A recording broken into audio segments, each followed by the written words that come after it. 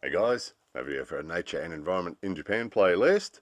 So over the years we've showed you lots of examples of how rice is harvested in Japan, usually using machines that do all sorts of clever things. However, it's really good to see this is actually quite common. What they'll sometimes do is just half of one field or just one small field, they'll do it by hand, old style.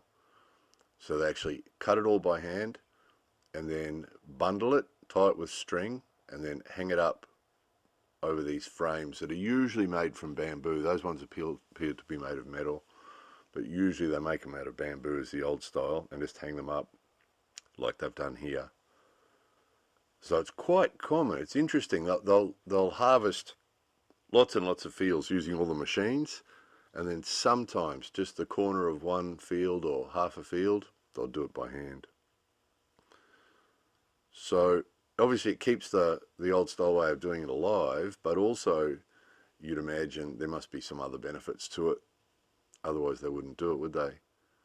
So hanging it up and drying it, usually the machines just cut it off, separate the rice. We've showed you the machine that does that, does the whole thing, cuts it off at the ground, and then it goes through the machine, separates the grains, and then the grains are thrown into the back of a big container, and then they're taken off to be dealt with by JA usually. But in this case, they cut it by hand, they hang it up, they dry it. Once it's dry, they hand thresh it. So basically just hit it against something that makes the rice grains fall off. Some of them use there's an old machine that they can feed it into and turn a big handle, and that'll do the same thing.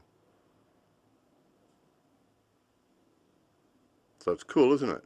Cool to see the old style way of doing it is still kept alive. Because it's hard work, as you can imagine.